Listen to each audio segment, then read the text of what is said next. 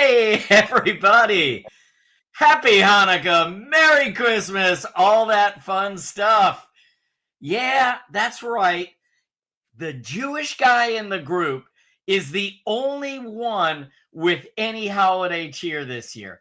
I don't get it. Ask them, chime in.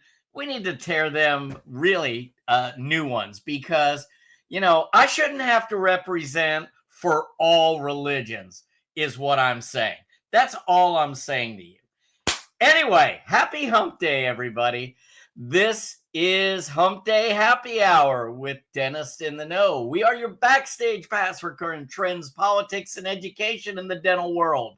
We are live, and we are over a much-needed glass of wine.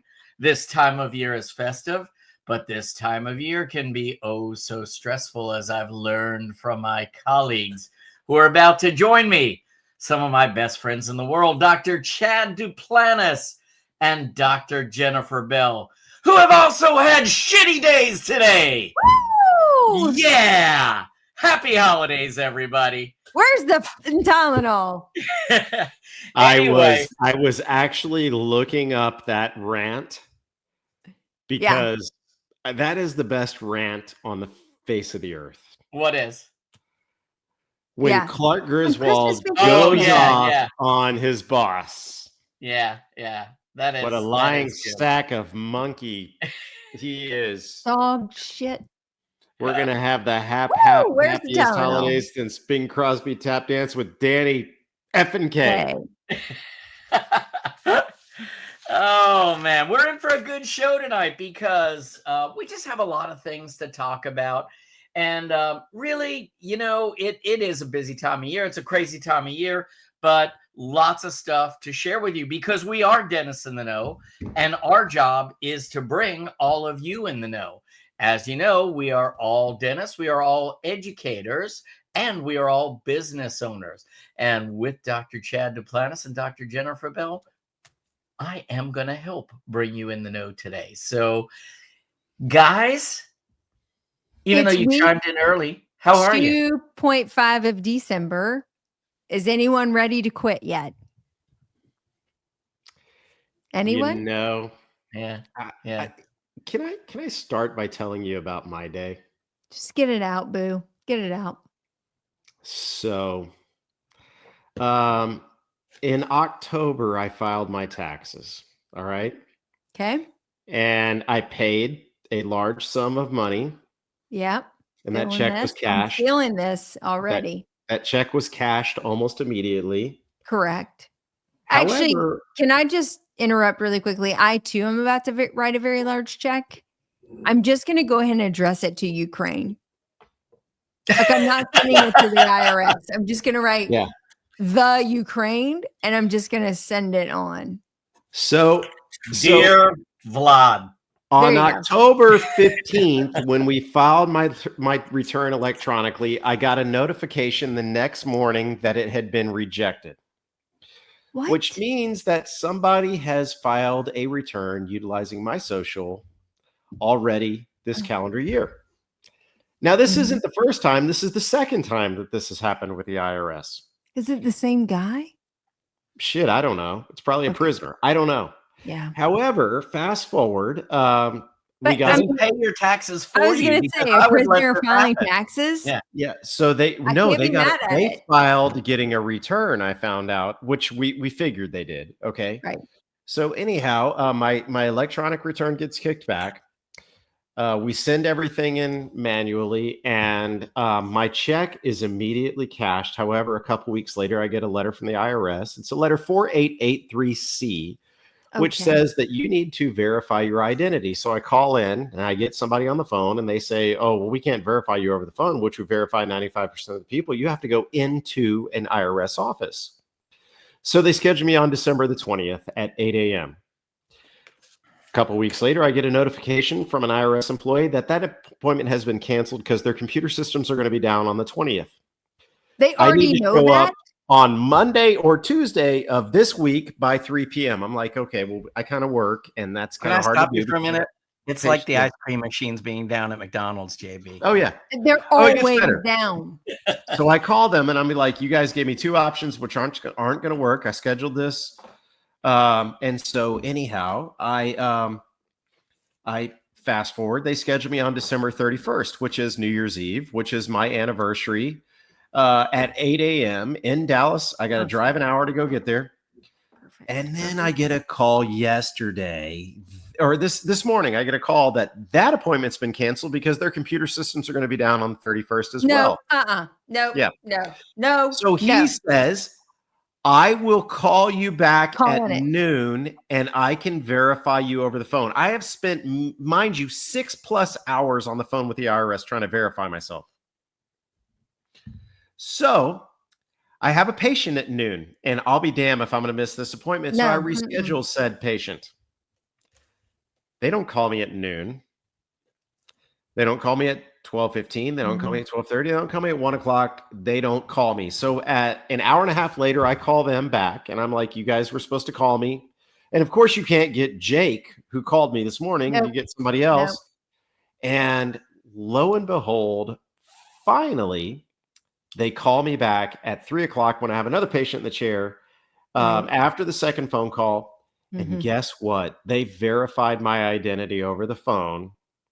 And they told me that I can get a copy of the fraudulent tax return that I want. And everything has finally been resolved this afternoon. But I will tell you that if one government agency needs to be revamped, it is that government agency. No doubt. No. I want to dive into this. So number one, they're not going to prosecute. They're giving it to you to say you can go pay your money and you can go try to find this Yahoo who's impersonating you. That's a federal crime and they're not going to prosecute. Right? They actually, what's even better is that this is where I lost my shit. Yeah. I'm cashed my check within 2 days.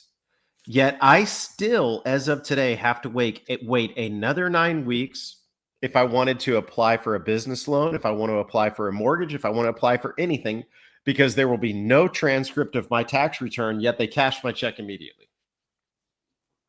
No. Why the hell would I be paying them thousands of dollars on a claim that I said, I want to pay you money? Which one's fraudulent? The one that's getting money back or the one that's paying money in? Well, I think there's one positive note in all of this. And despite which side of the aisle your preferences lie, it that really doesn't matter. I truly believe that we are going to see some changes with Vivek and Elon. Yes. And I think that will be the first agency they tackle. That is my prediction. In fact, we were going to talk about predictions for next year. I think that will be one of the first. We may not get the answer right away, but I guarantee that is going to be one of the first agencies that is tackled.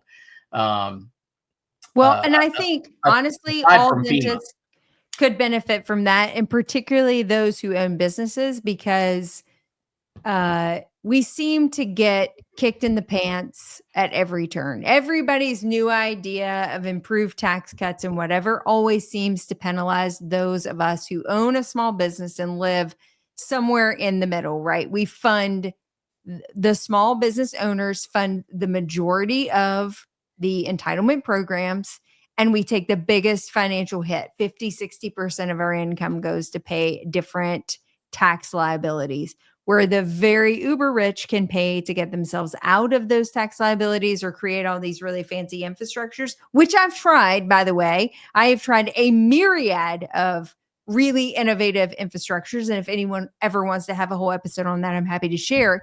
And what ends up happening is I have to figure them all out and also figure out all the paperwork and be compliant on the 72,000 requirements that come from these myriads of structures, and the 72,000 hours that correct, you're not just to not pay an for. extra 10 grand or whatever it happens to be. Yeah.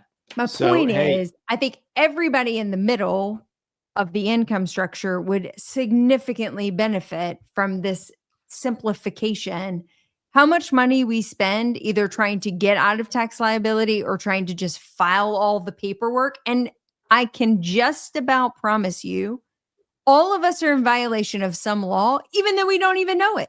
That's right. Don't even know it because it's too complicated to figure out. Dentistry dentistry as a whole, we are the bottom of the top tax bracket in most cases. We are the bottom dwellers of the top tax bracket. Which means we eat scum. Hey, y'all, you know, I think tonight was kind of like get to know us a little bit better. Let's talk a little bit about things. Let's throw some stuff out there. Do you all want to know an interesting fact about Chad Duplantis? I'm scared. Would you all like to know where I worked before I started dental school? If you say the IRS, I'm going to come through this phone. I worked for the IRS before I started dental school. Oh my goodness. So let me tell you all, I'll keep this brief, but let me tell you all a little story. So my mother, God rest her soul, throughout my childhood, when we moved to Plano, my mom was bored out of her mind and she needed a job and the IRS was hiring. So she goes and works for the IRS. In between college and dental school, she's like, you know, they're hiring for summer help. And so here I am, 21 years old. I go apply to the IRS and I get hired for 3 months. Okay. When you work for the government, you're graded. There's a grading scale. And like, I think it was like GP or GS 8 through like 16's like high level executive. All right. I was a 12. I was hired on higher than my mother was as an executive assistant. Okay. I got paid $15 an hour. This is back in 1999. Oh, that's good money. $16 an hour. And I worked for the summer. So May through August was my contract. You ready for this? 2 weeks of paid vacation. For your 3 months? In 3 months. So I was like, well, and it's use it or lose it. So you're damn right. I'm going to use it. Right. Yeah, for sure. So I went and I gave my boss. Elon Vivek, are you listening?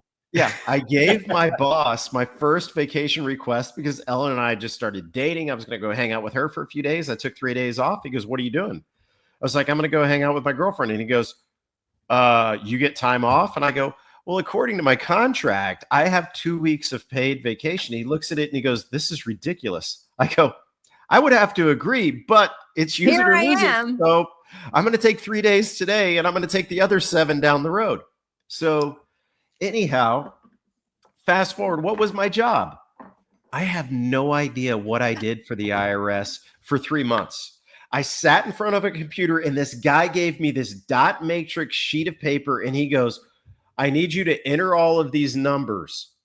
And I sat there for hours on end and I typed 4, 5, 6, 7, 5, 2. All I did was line after line after line after line. And then occasionally they'd come to me and go, would you like to go deliver mail?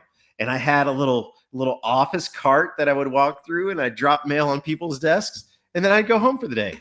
It was the most useless job for 3 months that I could have ever had. With 2 weeks paid vacation. With 2 weeks. And you were making 3 times my hourly. I was working at Abercrombie at the time with the jean wall from hell that one person would come in, pull one section of jeans out and the whole thing would fall down. And then you'd spend another 3 hours like stacking it all back up for $5.25 an hour. And you're over there at the IRS crushing 15 to 16 an hour with a computer. This is something that you and Ellen had in common as well. Ellen was actually an Abercrombie employee. However, you know how Ellen got paid? At the end of her shift, the manager would walk over to the cash register and hand her cash. That doesn't surprise me at all. The shadiness that I watched go down at the Abercrombie and Fitch. Yeah. Eventually I had to quit because I was like, something doesn't seem totally on the up and up, but you know what? I just can't be here anymore. I'm not going to turn you in, but I can't participate. Hey, this is a great conversation because people don't really know us, and we're all dentists. And the thing is that there's a lot of dentists, there's a lot of dental team members. I want us to do a round table on what our either favorite or most odd job ever was. Jeff, I want to hear from you, brother. So probably favorite was when I lied when I was 12 and a half.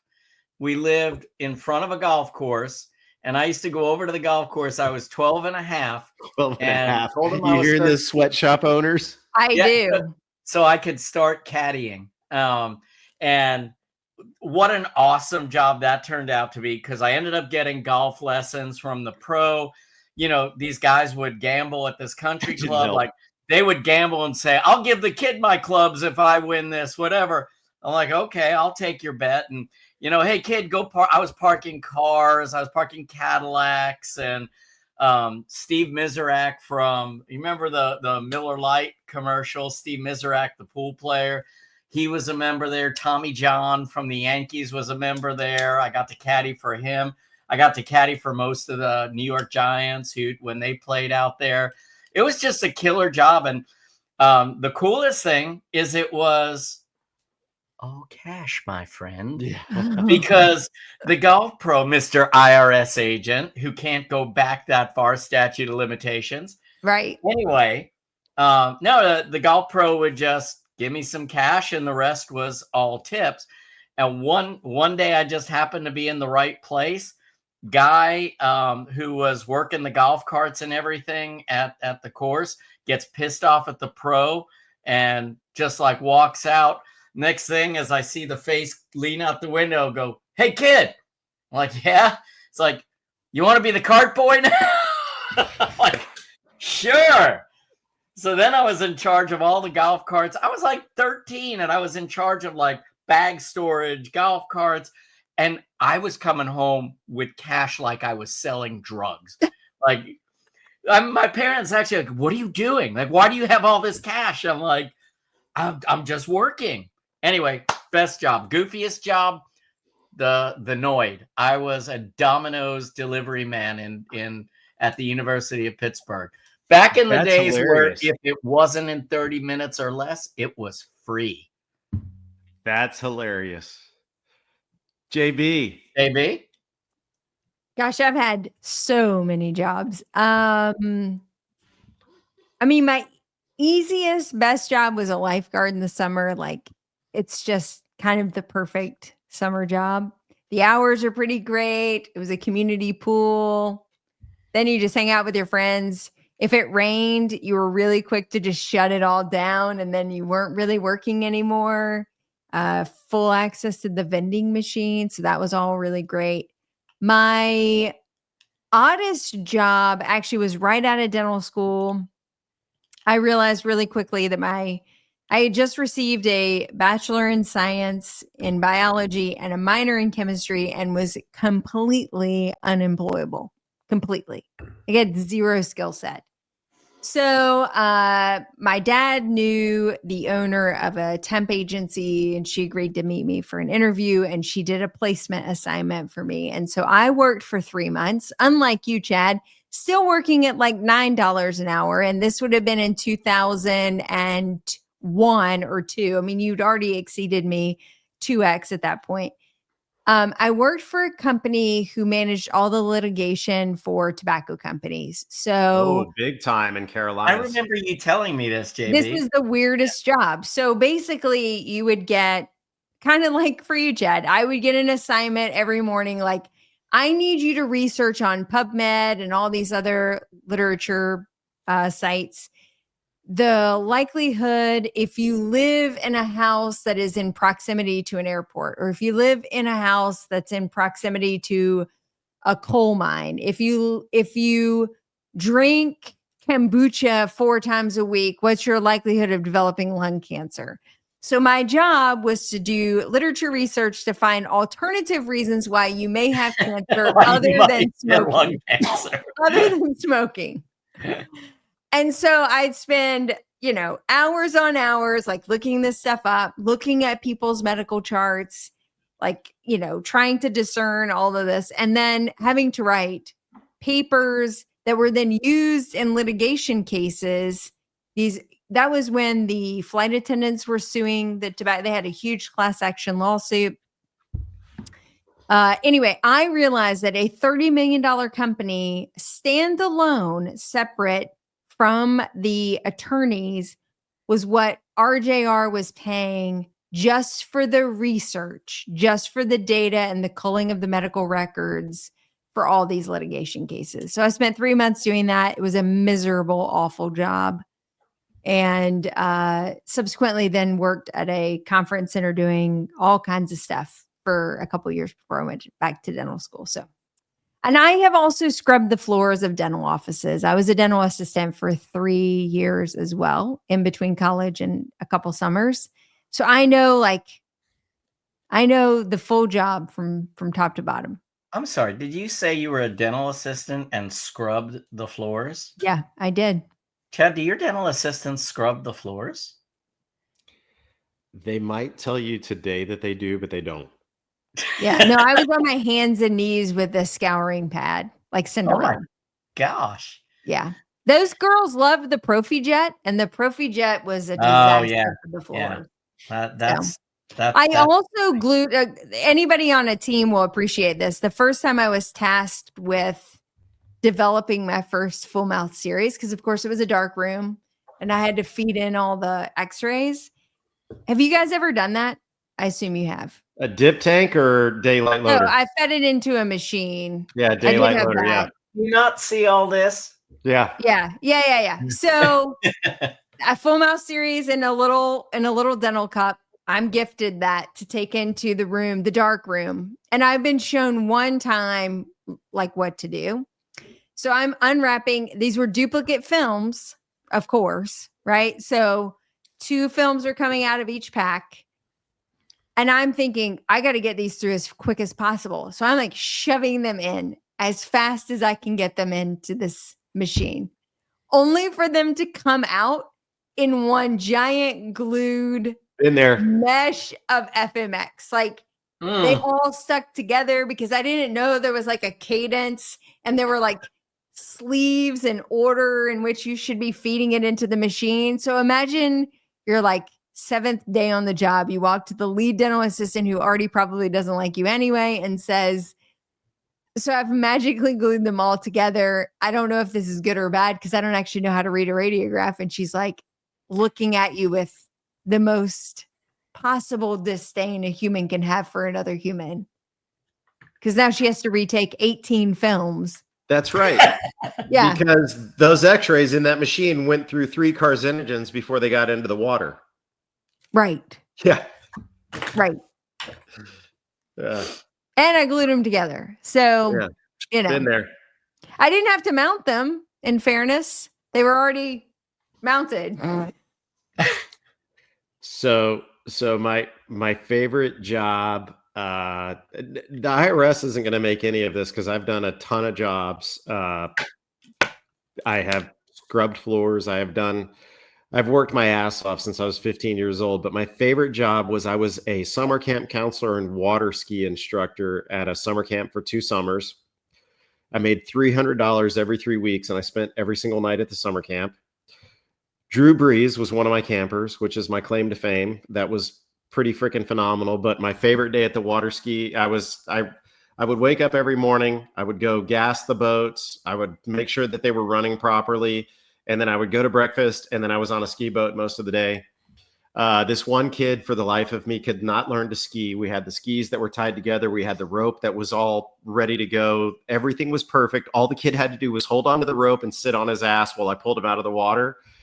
Well, anyhow, I always had one kid in the boat with me. This day I had 2 kids in the boat with me. I had one kid in the water, and he couldn't figure it out for the life of him. I looked at one of the kids. I said, "You ever driven a boat before?" He says, "Yep." I said, "All right, what you're going to do is you are going to just push the throttle down when I say go. And then when I do this, you're going to cut the throttle off." He goes, "Where are you going?" I go, "I'm going to go teach this dumbass how to ski." I jumped in the water. I got in there with the kid. I got him up on skis, but I didn't realize that the kid would be so far away he wouldn't see me do this. And So as we got out of the water that day, because he did finally come back to me, I got in a lot of trouble for letting that child drive the boat. And I would say my worst job, but my most rewarding job, because it really made me realize what life is all about, is when I quit my associateship and I was buying into my practice. I had a lull and I had no job and I had a 12-month-old son, and I needed to work. And so I went to work for public health for 3 months while the practice was being finalized.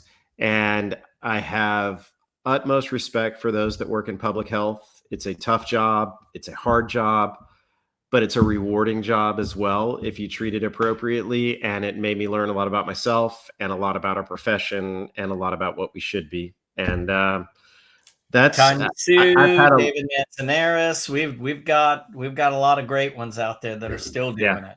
Yeah. So here, you know what? Here's to all of our public health dentists. Cheers. Cheers. So let me tie this in, and then I would like for JB to do her news segment, because I think she has something that we really need to talk about tonight. But I want to tie this conversation that we've been having into dentistry, into practice. What are some of the lessons that you learned from your early jobs that you were able to apply as a business owner once you owned a practice? Well, I can say working with the public is really important in any job. 100%. Having a customer. You read my mind, because I think that is so having important. a customer getting yelled at, being put in your place. And but for us, when we hire in our job, if they've had waitressing experience or have worked in more of like a public situation where we know they've had to deal with customers, they move to the top of our list, even without dental experience, simply because at least they're not afraid to work with the public. Because if you've never worked with the public before, you actually have no idea what they're capable of. You don't know like how to manage people. You don't know how to talk to them, talk them off a ledge from time to time. So that's really important for sure. And then honestly, showing up, and when you're on the clock, you're working, whether it's within your job description or not. I've done a lot of shit in a lot of jobs that were never in my job description, nor did I ever walk around with my job description. I'm sorry, that's not really what you hired me for. It was literally, you're paying me to be in this place, wherever it happens to be, and the request of you is reasonable and it's good for the business. So I'm willing to literally scrub the floor of Profi paste behind the dental hygienist, even though most dental assistants might say, well, that's not really my job description, but it's good for the business, it's good for the practice, and I'm being paid. And if I don't have something else demanding of my time, then why would I not get down and do something that's good for the business? And I think that mindset for me has carried through. I cleaned a room today. I moved instruments. I did that because at the end of the day, yes, sterilizing and breaking down a room is not in my job description, but the survival and best of the business is. And so if it needs to be done so my team can go do something that's a better use of their skill, then why would I not just jump in and do that so they can take an x-ray or they can go do something else that's better served by them, frankly. So look, when I was scrubbing a room, to be totally honest, and very raw, when I was scrubbing the room of a hygienist, I knew someday my intent was to be a doctor. So I could have just approached that job as saying, this is beneath me. I'm college educated. I'm better than this. I'm not going to be a hygienist.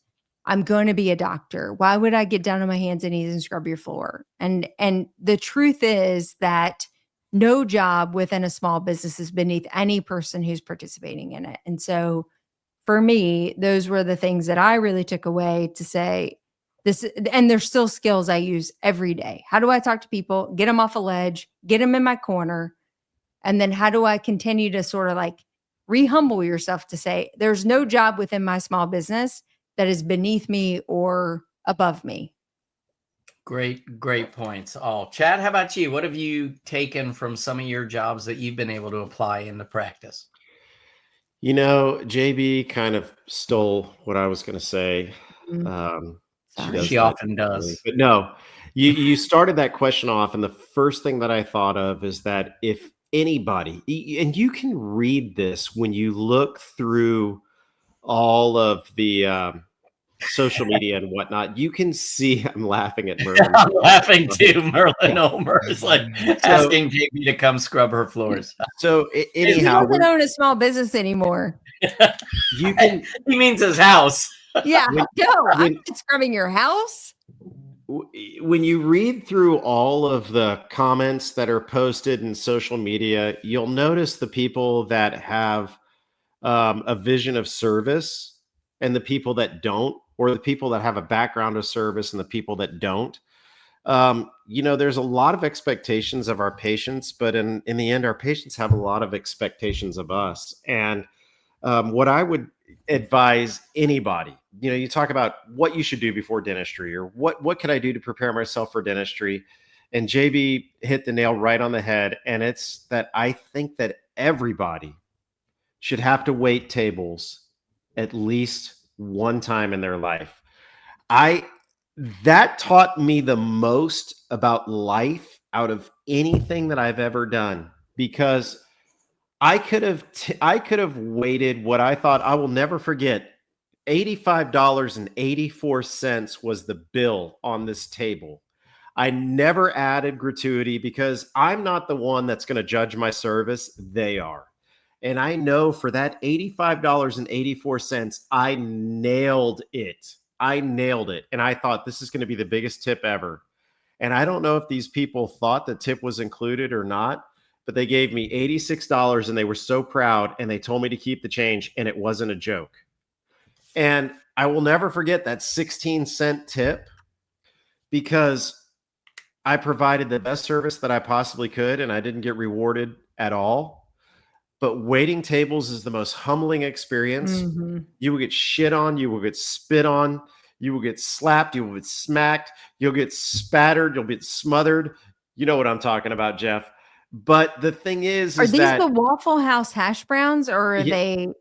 Yes, it is. It is. The waiting tables will give you such insight to running a dental practice. It's unreal. For It teaches sure. you everything about service and about the customer experience. Yeah. And I always tell people, take your team out to a nice dinner at least once and let them experience what true service is about. I mean, service industry is hard, and we're in the service industry. I hate to say it. We're in the service industry. It's hard, but And waiting you can't tables, control your customer, so you have to waiting kind of tables is the most eye-opening experience, because the richest of the rich will come in and they'll treat you like crap, and the poorest of the poor will come in and they'll treat you like crap. But it's the people that appreciate you that are going to, and the people that, you just want to create appreciation. And so it's a humbling experience. That's what I learned. Yeah, so I agree with both of you. I think even if it's not waiting tables, so and that's what I did all through dental school. That basically all of my spending money, living expenses came from waiting tables through dental school. But even without that, I think anybody who gets time in the hospitality industry in general. So I don't care if it's working in a hotel. I don't care if it's working at a golf course. Some of the lessons that I learned early on, even working at the golf course, where, our job was just to make the members feel like they were special. That was it. That was my only job. They would tip me as long as I made them feel special. And that doesn't mean anything crazy or dumb, but did it mean sometimes scrubbing shit off of shoes? And I do mean like goose shit off of golf shoes. Or, did it mean, hey, take my car to get an oil change while I'm playing this round of 18 holes? Still, it's that understanding of people and how different people treat you and how you're going to react to people when they maybe don't treat you the way you ought to be treated. So Right. I'm like you, JB. When I see an employee candidate that comes in and there's an application and I see a significant amount of time in the hospitality industry in any form, they do go to the top of my, I need to at least talk to this person Right. because at least they understand people and service and humility. We all have to be humble, and I think nothing humbles you more than being in the service industry at some For point. sure. I think everyone in the world should do that. On another point, I also got my dad owned an underground sprinkler company, and every summer I would go and help him and work on his crews installing underground sprinkler systems, and then got to the point where I handled a lot of the service for him. And the thing that I learned there was how important taking pride in your work is to the success of a business, which is something sadly that I don't see in a lot of businesses now, is just that sense of pride in the type of job that you do is something that's it's waning. I don't see Yeah. it the same way it was taught. And truly, I do believe this. There is so much demand for services now that all you have to do is do something, take pride in it, stand behind it, and offer it at a reasonable, I'm not saying cheap, I'm saying a reasonable price that people can pay if that's what they elect to pay for. And anybody can be successful, but I don't see that kind of pride in whatever it is you do. I don't care if you make, shoestrings. I don't care if you're a plumber. I don't care if you're digging holes and putting sprinkler systems in. Take pride in your work and stand behind it. And I When think that, no one is looking. yeah, when no one is Yes. Right. looking. I mean, that's truly ethics. Doing Yeah. the right thing when nobody's watching. Yeah. So anyway, great conversation, impromptu. Love I it. love it. JB, I think you had another topic that you wanted to hit. Do you want to maybe do a little news segment? Yeah. Can I hide for? Okay. All right. She said she wanted to hide. Ghost. You know what? Someday we'll get this under control. I mean, it's only 4 years then. Why would we know what we're doing at this point? All right, team. This is what we're going to discuss. I'm going to bring the boys back up after I introduce this particular news item. So, as of this week, as of yesterday, the ADA is investing in Pearl. Now, as you know, in full disclosure to this news segment, Pearl is a sponsor of this podcast. We have a great relationship with Pearl and the individuals who work there. So this is not necessarily connected to them in any way. But I found this incredibly interesting that the ADA is now investing in Pearl. Now, they don't just invest in Pearl, they invest in Pearl and Overjet, two of the forefront AI companies that we're seeing in the dental space currently. Now, they're using their ADA reserves to invest in these two companies. Is that their endowment, their foundation, that they're using the money to invest? I don't know. Is that to level the playing field? Because they've actually been an investor in Overjet for quite some time and just bringing Pearl on recently. I've had a significant issue, if we're going on an editorial piece versus a news piece, I've had a significant issue with the ADA being an investor in Overjet for quite some time and having what seemed to be a very tight-knit relationship with Overjet. So, is bringing Pearl on to level the playing field and to appear as though they have no biases towards particular artificial intelligence companies? I don't know. Does it make sense for a membership-based organization to be invested in for-profit companies in which they are currently writing the standards for? That's correct. So ADA has the standards committee that is working on artificial intelligence standards. Is it appropriate or a conflict if they are directly invested in the two major organizations that are providing the artificial intelligence to our dental profession. Now, look, I've had a long-standing issue with the investment in Overjet. So at least bringing Pearl into the playing field is advisable to level it out and say, look, we're playing with all parties. So I agree with that. But at the end of the day, as a dentist and a member dentist of the ADA, I have a slight issue with investing in for-profit companies when we should be setting standards for the profession based on science and evidence alone, not who's buttering our bread. And with that, that's the news. And now I have to bring on my guys to discuss. I've this got a development. question. How many of you would feel comfortable if the FDA was investing in Pfizer? I would not. I mean, this is the same point. So do I think it's a smart idea for an organization? I get it, not for profit, but that's okay. You can still use monies that are invested for great purposes in a nonprofit organization Sure. that Don't benefits, disagree with that. that absolutely benefits your organization as a whole. But can you invest within your own industry and then stay unbiased? You cannot. Mm-mm. That is the classic conflict of interest. Yeah. And just in the way you wouldn't want your FDA or your CDC investing in the pharmaceutical companies that they are supposedly creating the standards for, we would not want our organization to. No, Chad, no, not yet. We don't want our organizations that are saying they are there to protect the public.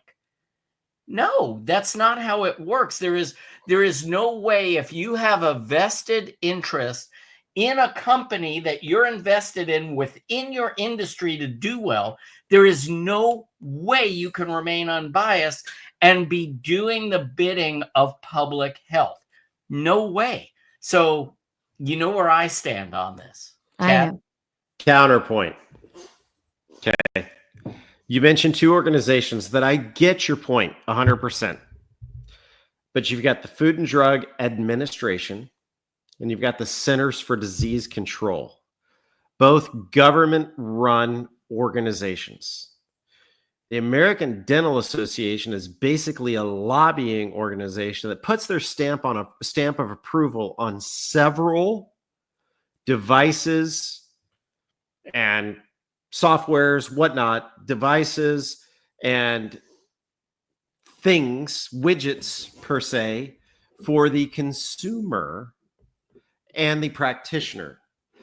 So I'm going to say that is to level the playing field. Have either of you all read the white paper from the ADA in February of 22, I believe, based upon artificial intelligence in dentistry? I have. Yeah. I think it's very generic, and I think it's very good. Don't get me wrong, but I think if we really get to the meat and potatoes of that conversation, it's basically that dentists have to utilize the software as well as their clinical acumen to make the appropriate decisions, and that the software needs to be vetted, and the software needs to expose how their algorithms are created in order to come up with the artificial intelligence that is presented.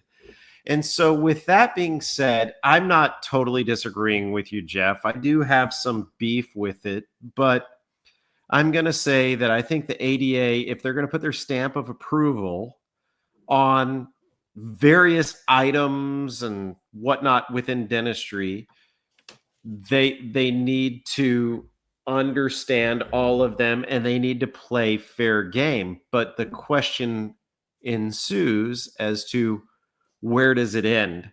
Because there's other artificial intelligence companies out there besides Pearl and Overjet and whatnot The other thing is that we need to take into consideration Chad, is can I that interrupt you 1 second? I'm sorry. I don't mean, but yes, how do you? The thing is that once there is an investment in these companies, then how is the treatment and the view of these companies?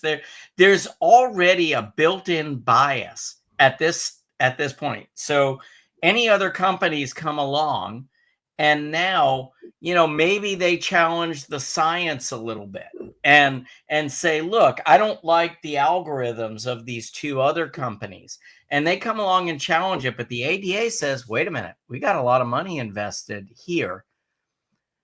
I mean, human nature is human nature. You cannot say that that's not going to somehow bias the decisions on who gets the blessing and who doesn't get the blessing. So I don't mind with them investing. I just want them to invest outside of dentistry, outside of the things that they are overseeing.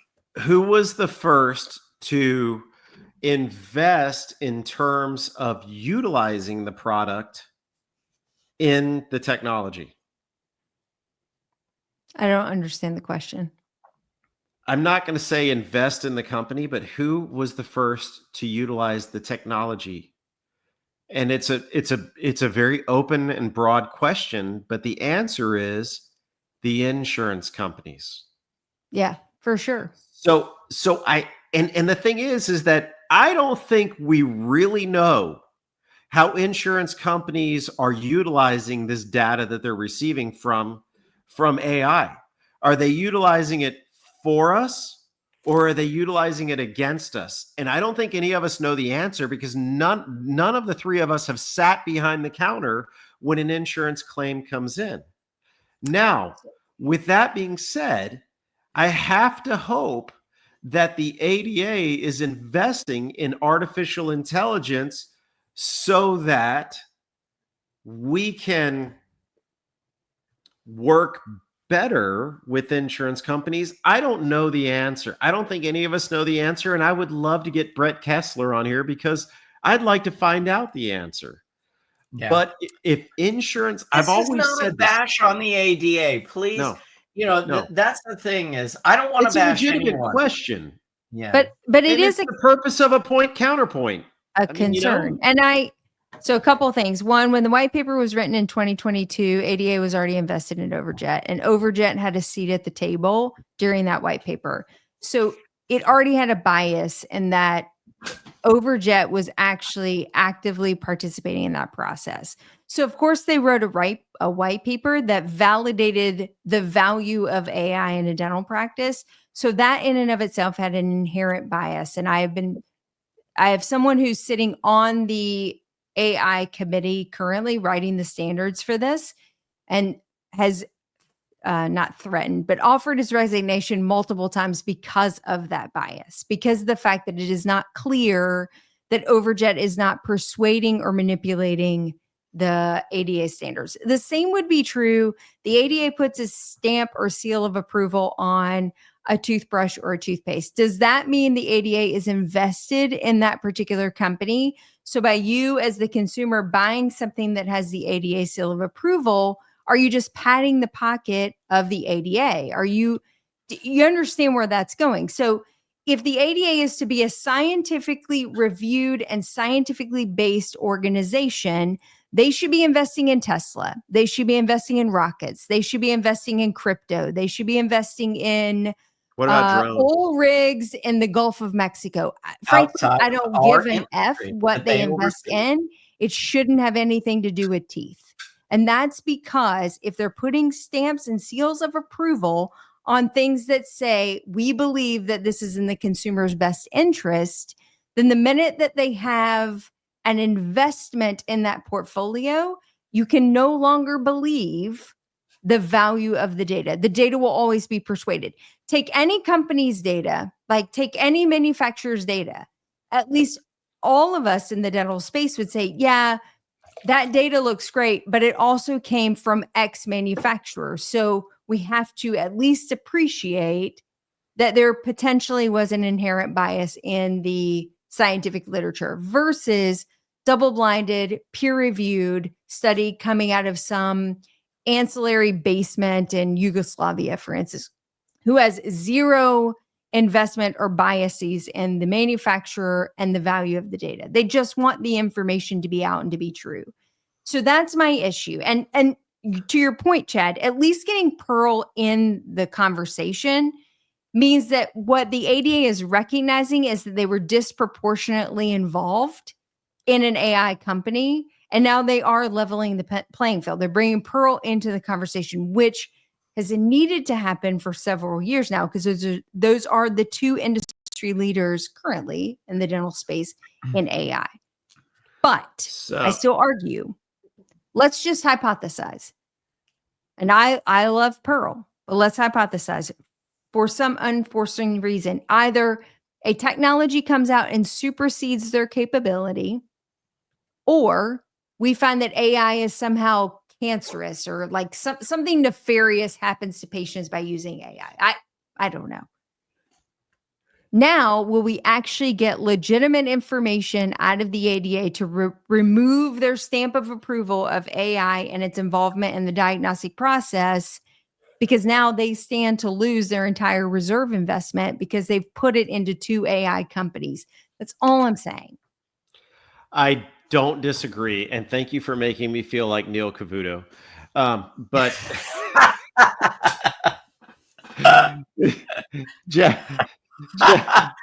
I could not think of a better analogy. A better reference. Jeff and Ellen had a great conversation on Neil Cavuto when they were here a couple weeks ago. I had to throw that in there because I cannot stand Neil Cavuto. Sorry. Sorry, Neil Cavuto. I said it on live TV. It's on record now. Yeah, it's on record. But anyhow, with that being said, I think it becomes... At least it's not Geraldo. Yeah. Where the hell's he been, by the way? Or Maury Povich. Yeah. So with all of this, I think what it really shows us, I mean, if we want to just dig deep, there's a lot of what shoulda, coulda, why is this happening and everything like that. We could beat this to death, but I think what it really shows us is the influence of PE within the ADA, within the lobbying industry. And we've got to understand that regardless of what we want to think, the ADA is not our governing body. Our state organizations are. Our state board of examiners, that's our governing body. It's not the ADA. The ADA has power, but I think there's a lot of PE money in the ADA. And I think that that's changing quite substantially. And I think that, you know, they're in it. They're trying to sustain and trying to make a profit. They're trying to figure out what their best ventures are going to be. And right now, if I'm going to throw my money into anything, it's going to be artificial intelligence technology. And that's great, but you could throw your money into artificial intelligence in so many other arenas. And my problem is this, is that here's what happens with the ADA. You are so right. They are not a governing body in any way, shape, or form. But when you look to the state boards and you look at a lot of the people sitting on the state boards, these are not the dentists like you and like JB. These are not the dentists that are going out there and trying to be the best clinician and have the most understanding in the profession. I'm sorry, a lot of these are just dentists that are not in the know. Seriously, a lot of them get into the political scene early on, and that's what they do. And thank you to all of you. I don't want this to be a slam on the state boards, but what state boards end up doing is they end up looking to the ADA for guidance in what their policies are going to be. So the ADA says something. They say, well, the ADA said it, so it's got to be true. This is now going to become our state policy.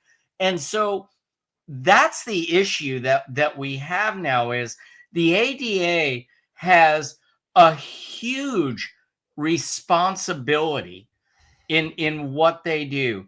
And no, they're not a governing body, but the governing bodies are always looking to them for guidance in their policies. And when they go off on these kind of sidetracks, the governing bodies are also misled. That's my issue with the whole thing. So let me ask you this. Okay. So what's the purpose of investing? To make money. Right. So if the purpose of investing is to make money, and we pay dues every year that are rising substantially. Actually, they've been on pause for almost 2 years. They've risen substantially since I got out of school. Out of school, yes. There you go. I think that's fair to say that they're much higher than they were 5 to 7 years ago, correct? Correct. Okay. You get where I'm going with this. If we are, and now you threw me off, Jeff. If the ADA is making money off of an investment, is that going to relay to us, the consumer of the ADA and dues? No, because the typical organizational structure is non-dues revenue and dues revenue. And non-dues revenue goes into foundational investments, and the dues revenue pays operational expenses. So I would love it if they made a bunch of money, but when they make money off of their investments, that doesn't return back to the budget for operational expenses. Yeah, and It typically stays in a.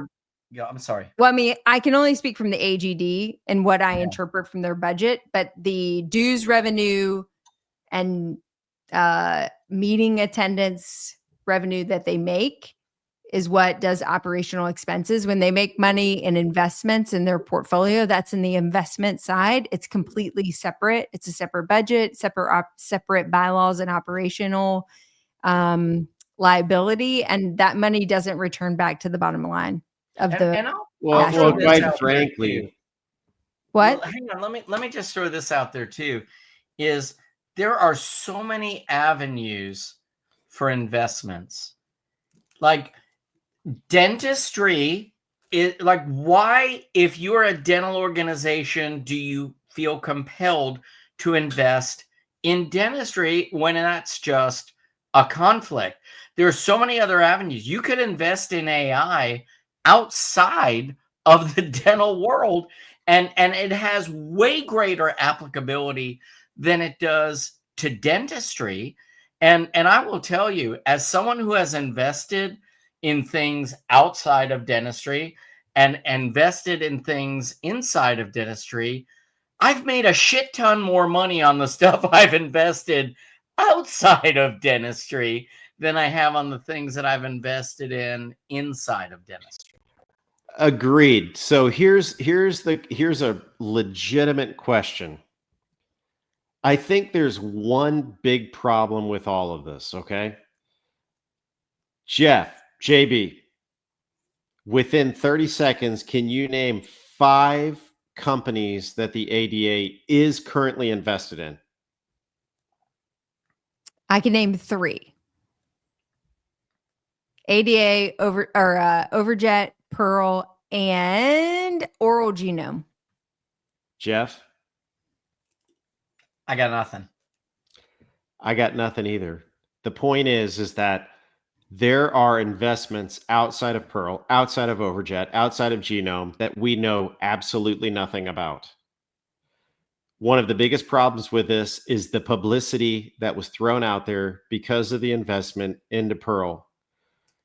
With being an outsider looking in, we don't know if this budget is separate from what the budget that we see is.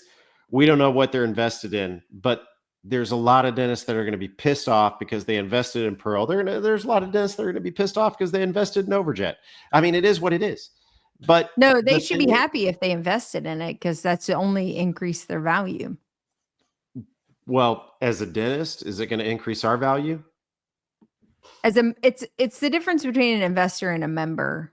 Like as a member, or if you care what the ADA says and they're actively writing the standard for it, Sure. there's a direct conflict of interest. I'd like to know what else they're invested in, and I think that should be available to the members, and I'm sure that it is in some way, Can shape, we or get form. that list? But the thing I is think that there should be a mandate to invest. we can't name outside of our everything that they're industry. invested in, and I wouldn't expect us to anyways, but it's just the public statement that was made within the past few days. I think it ruffled the feathers of many people, is my point. Yeah, to me, it's not about. And I get what you're saying, and I mean it's a valid point that we're raising hell because this is what's in the news right now. But playing devil's I just think there's no reason with all of the available outlets for investment that the governing agency, when I say governing agency, I should say the agency that is responsible for, giving the go ahead and the seal of approval, and someone who is really helping guide the policies for a lot of state boards. They just don't need to be investing in the companies that they are there to kind of oversee and make decisions. It's like Nancy Pelosi's portfolio. Yeah. Yeah. It's a great conversation. Or Neil Cavuto's. Yeah. Well, and just a capstone to that, Jeff, what it does is create doubt and uncertainty in the minds of any dentist who is continuing to, when you get your due statements and they're all lined up in a row at some point in December, all your renewals are coming due, your AGD, your ADA, your specialty organizations, whatever, and they're all lining up. And each dentist, if organizations aren't aware or not, are sitting there looking like, number one, what can I afford? And each year that becomes a tougher ask. And then which one is representing me well and which one has my best interest at heart? And I think when things like this do come up in the news, where you're leaning in on the integrity and the ethical nature of each of those organizations to represent you and represent you well, as these things compound upon each other and the total value of all these memberships starts to exceed, to your point, 3,000, 4,000, 5,000, whatever that happens to be, like decisions start to be made. And I think all organizations are facing decrease in membership numbers. And, whether what we see or perceive is true or not, the optics of this particular thing, 100%. Number one, highlights the fact that they've been in bed with